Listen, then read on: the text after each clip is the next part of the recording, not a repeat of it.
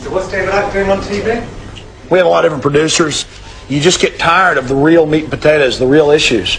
So he's gone for all the ridiculous Hollywood stuff of David Icke and the blood-drinking lizard people. So what does David Icke do? He talks about the Federal Reserve, the Bank of England, these global elitists, these power structures, all real, all true, all demonstrated by bills and executive orders and prime ministers and premiers and presidents. All real, meat and potatoes, something you can bite into, something that is easily demonstratable. And then you've got David Icke at the end of all this. He says, by the way, they're blood-drinking lizards. Blood, Al Gore needs blood to drink. So does Prince Philip. I mean, it's asinine.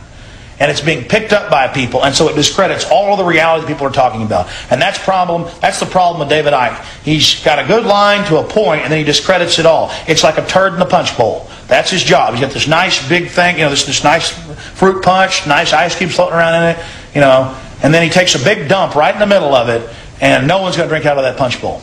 But is he in league with them to do that? I think he knows what he has to do in a controlled world to get away with what he's doing and be given attention. And he's either a smart opportunist con man, or he's completely insane, or he's working for them directly. But I tend to think he's just a con man who understands how things works and is just a real opportunist.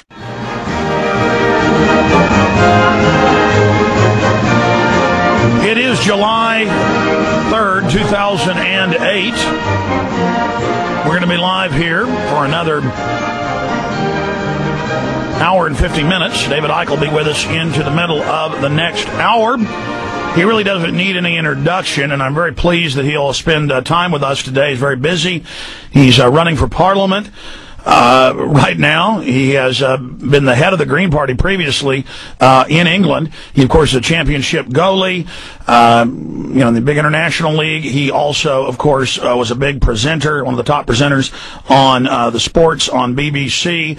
What a life he has led, and he is the author of scores of best-selling books. I agree with about 99% of what David Icke has to say, and now I've got to sometimes say, as weird as things are, who knows, the other 1% might be right. I mean, we're on a planet hurtling through space, and God only knows. And so I really respect him, I appreciate him, and he's just a great speaker and a very interesting mind, riveting individual.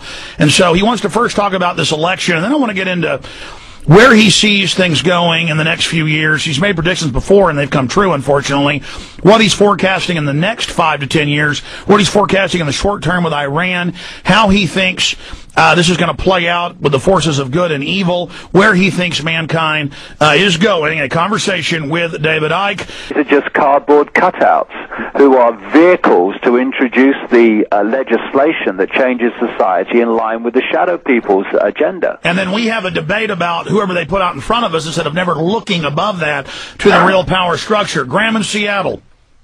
Hi, David. Hello, good Graham. to hear you on, and I definitely agree with a lot of what you're saying, but one of the major ways that I feel like people dismiss ideas about 9/11 being an inside job or, various depopulation schemes and whatnot, I'm looking at a Times Online article about you from June 27th. It says, "Reptilians beware, David Icke is back." And it says, according to Mr. Icke, David Icke, I'm sorry for pronouncing your name wrong. According to Mr. Icke's belief, the world is ruled by a secret group of Illuminati, a race of shape-shifting reptilian humanoids known as the Babylonian Brotherhood. So I'm just first of all, I posted that on my website today. It's one of the reports about me standing in this election. Well, some of the things that I've said over the years have been far out for most people, but, just take this on board. Just look at what myself and Alex have been discussing in the last hour and a half or so.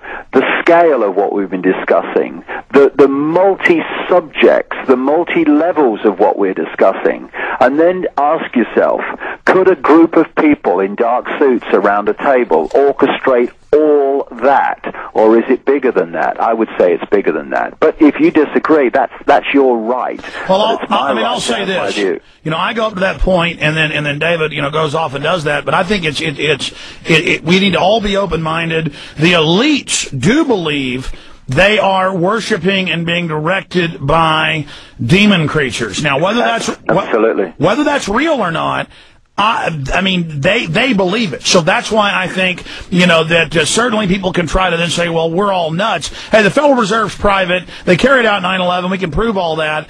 And, they've got things 5 football fields long floating around above Dallas. And Larry King Live is saying aliens are about to land. The Pope says aliens are coming. They're our brothers. Something big is on the horizon. They're going to stage something. And so David Icke isn't 1/10 as radical as Larry King Live is now. Graham, I appreciate your call. Joe, the thing I would say, Alex, is important. I mean, people should just take what feels right to them. I mean, if they want to take the level of this conspiracy as it plays out in the 5 Sense world, then take it at that level, and let's react to that level. Let's join together at that level, and ignore the things that you think are too far out. You don't have to take it all. Just take what feels right. Yeah, well, I know this. The elite really do think they're worshiping weird entities, and so they certainly do. Yeah, they certainly are hardcore serious when they're cutting kids' heads off for it. Look, we're out of time. I don't want to cut a caller here short. Joe, John, Lynn, because we're basically out of time, and I want to come back with some final comments in the final segment. David, I don't want to wait another 2 years or a year or whatever to have you back up. Can I have you up in the next few months again? Yeah, that would be great. David Icke. If I could just finish on one thought, that we should not allow our sense of reality and our sense of possibility to be confused with what's actually possible. That's the big mistake we make. Because then you narrow your horizons. It's not saying people accept what you're saying. It's saying just allow yourself to look at everything, and then that by itself will give you a wider view instead of shuttering what you're seeing. It's what Socrates is supposed to have said in ancient Greece. Wisdom is knowing how little we know. That keeps your mind open. Not to believe anything, but to be open to all possibility. Okay. The world's much bigger than the one we think we're living in. DavidIcke.com, Infowars.com is my site. David, thank you. Cheers, Alex. I'm going to say bye to you during the break. In closing, David, a lot is going on. A lot is happening. And I don't put on a lot of events, but if 6 months down the road, I wanted to get a hall that held like 5,000 people, where, say, I would speak one day and you would speak another day.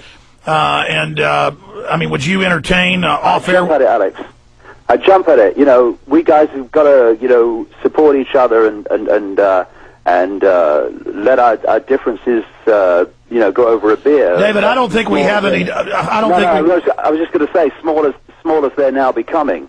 And just focus together on what affects us all, which is the freedom of everybody. And so I would jump at it, mate. Yeah. Well, me too. Well, and let's set it up. Let's do it. I'll call you in a week or so, whenever you get back to England. When are you getting back to England? End of the week, I'll be there. Okay. Well, I'll let you rest. I'll call you in about a week and a half or so. I just wanted to say that what concerns me is that my guts, my instincts, whatever you want to call it, my sixth sense tells me to work with you, tells me that you're right. And it's just so crazy to realize that reality is so false. Yeah. And it's amazing, but we're all together in this. And like you said, I look into your eyes and see myself. You look into mine, I see yours. We look into a woman's eyes in the street. We look back at humanity and this great journey. And so, David Icke, thank you so much for all the time. DavidIcke.com. Tell the listeners about your latest book. It's a massive work called The David Icke Guide to the Global Conspiracy, in which I pull all together all the different elements. And the first 2 chapters are all that we've been talking about today in great detail. And the first 2 chapters, because once we understand the nature of reality, the nature of the society that's been created for us starts to become crystal clear. David Icke, amazing interview. Thank you for the 2+ hours, and I hope to have you up every few months when your schedule allows, and I hope to see you in person sometime here in Texas. Take care. That'll be great. Cheers, Alex. Bye. Take care. There goes David.